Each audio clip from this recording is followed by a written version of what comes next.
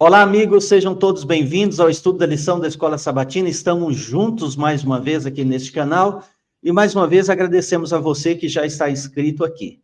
Se você ainda não é inscrito, pode se inscrever para receber as notificações dos nossos vídeos e também você pode compartilhar esse vídeo, convidando seus amigos a assistirem, interagir aqui conosco.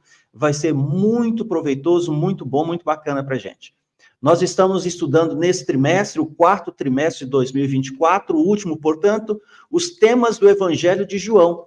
E hoje nós temos a alegria de receber aqui o Fernando Honorato para o estudo de domingo, o casamento em Caná. Seja bem-vindo, Fernando. Eu agradeço, pastor. Estamos aí mais um dia para estudarmos aqui a palavra. Maravilha, maravilhosa. Vamos começar aqui fazendo uma oração? O Fernando vai nos dirigir, por favor. Santo bondoso e querido Deus, o Senhor tem conduzido a nossa vida cotidianamente, o Senhor tem feito milagres que às vezes a gente não consegue perceber, Pai.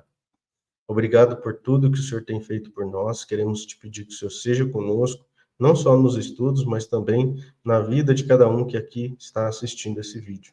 Derrama tuas bênçãos sobre nós, é o que te pedimos, em nome e por teu amor. Amém. Amém. Obrigado, Fernando, pela oração. Amigos, estamos aqui na primeira semana, já estamos aqui no ritmo, uma lição que com certeza vai trazer muito crescimento para todos nós, temas do Evangelho de João. Ontem nós iniciamos com a introdução aqui, sábado, dia 28, o verso para memorizar, você tem o desafio de memorizar e levar isso aí para a sua unidade da Escola Sabatina, e hoje, dia 29 de setembro, o casamento em Caná. O texto é João capítulo 2, a gente pode dar uma olhadinha aí, Fernando? João capítulo 2, a partir do verso 1, o casamento em Caná da Galileia. Então, aquela história, Jesus estava numa festa de casamento, Jesus e os seus discípulos foram convidados para o casamento, só que acabou o vinho, não é? E diante disso era uma tragédia, porque uma festa de casamento que durava dias sem o vinho, né? Ia cair uma catástrofe, perfeitamente.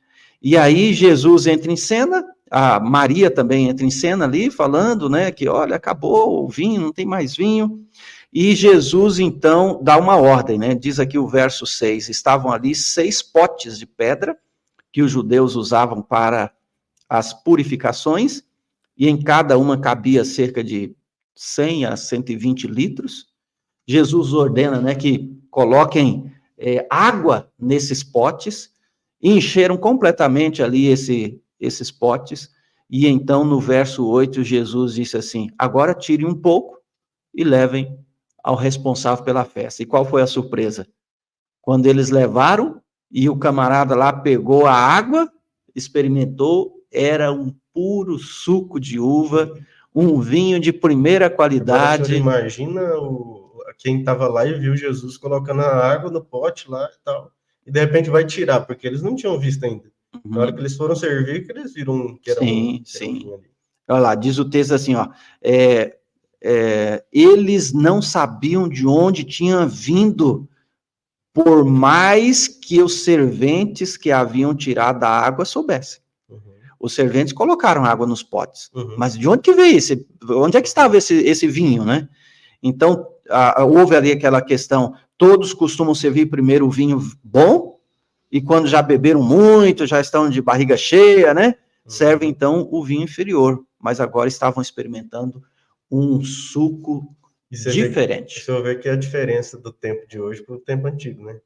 Porque hoje o povo é mais a comida, e antes era mais a bebida. A produção de suco, ou vinho, como é chamado aqui, Fernando, era uma festa muito grande, era um evento, assim, muito marcante, sabe? Significava muita coisa, prosperidade, felicidade, e assim, existe realmente uma felicidade na produção, né? Às vezes as pessoas fazem algumas coisas, nem tanto pelo resultado, mas o processo de fazer. Então, reunir as famílias, crianças, pegam uvas, macetam uvas, e todo esse processo era muito prazeroso. Então, a alegria de ver aquele suco ali foi grande também. É isso aí, Fernando, o assunto desse dia, né? O casamento em Caná da Galileia. Só me surgiu uma curiosidade aqui, pastor. Por que que Jesus, ele começa, então, seu ministério fazendo um milagre? Esse milagre especificamente, né? Uhum. Ó, o verso 11 diz assim, assim em Caná da Galileia, Jesus deu início aos seus sinais. Ele manifestou a sua glória e os seus discípulos creram nele. O texto de João deixa claro que esse foi o primeiro. Começando o seu ministério, interessante, em um casamento. Em um casamento. Jesus poderia ter feito um outro milagre, talvez assim, mais volumoso, mais chamativo, do tipo ressuscitar alguém, aqueles outros milagres, andar sobre as águas, né? Mas ele começa nenhuma festa de casamento. Isso aqui dá um crédito tremendo para o casamento. Né? Veja, hoje o casamento, ele interfere na vida da pessoa em todos os aspectos. Né? Você pode ser um profissional de sucesso, mas você volta no final do dia para casa, ou para casa dos seus pais, que foram casados, se juntaram, né, para ter você, ou para o seu próprio casamento. E é verdade, o casamento, ele interfere, ele impacta na vida da pessoa por completo. Então, um casamento hoje está até em descrédito, né? As pessoas não valorizam tanto essa instituição divina que foi estabelecida antes da entrada do pecado no mundo. Mas Jesus valoriza. Ele vai a uma festa de casamento. Agora, veja a tragédia desse casamento se Jesus não tivesse sido convidado. Porque certamente o vinho ia acabar do mesmo jeito. Né? E aí, olha, você usou bem a expressão, Fernando, seria uma tragédia. Hoje você tem as redes sociais, ia se espalhar rapidamente se fosse hoje. Naquela época, os vizinhos iam comentar, todo mundo ia comentar, nossa, que fiasco, esse casamento aí faltou o principal, o vinho. E Jesus vai lá, e o que era para ser uma tragédia se transforma numa bênção. Amanhã, na lição, a gente vai ver que Jesus realiza um outro sinal, um outro milagre nessa mesma cidade. E João faz questão de fazer essa relação. Amanhã a gente vai falar um pouco mais sobre isso, mas João faz questão de dizer assim, ó, foi onde Jesus fez o primeiro milagre. Então, quando João diz isso, ele está dizendo assim, olha, pessoal, aquele milagre ficou conhecido, que todo mundo ficou sabendo, é na mesma cidade. Jesus voltou para lá e fez outro sinal. Então, esse milagre, ele se espalhou, Fernando. As pessoas ficaram sabendo. E olha, Jesus faz diferença em um casamento. Se Jesus estiver presente no seu casamento, pode ser coisa boa. Vem coisa boa pela frente, muda tudo. Agora, se não tiver, pode ser um fracasso.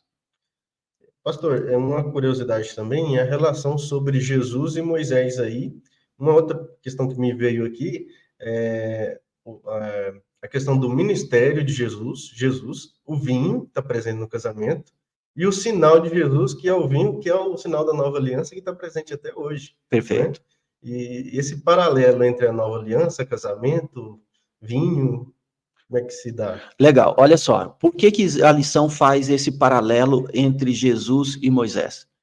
Não nos esqueçamos que ali estamos com judeus, e para o judeu, Moisés era autoridade, né? Moisés era aquele que tinha dado a lei, então, respeito total. Além disso, Moisés foi o grande líder que tirou o povo do Egito para a terra de Canaã. E um dos grandes milagres que aconteceram ali, um dos grandes que aconteceu com Moisés, foi quando Moisés tocou as águas do rio Nilo, e as águas se transformaram em sangue.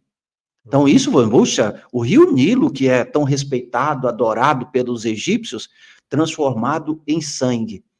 Só que Jesus, ele transforma água não em sangue, ele transforma água em vinho, em suco, um gostoso suco.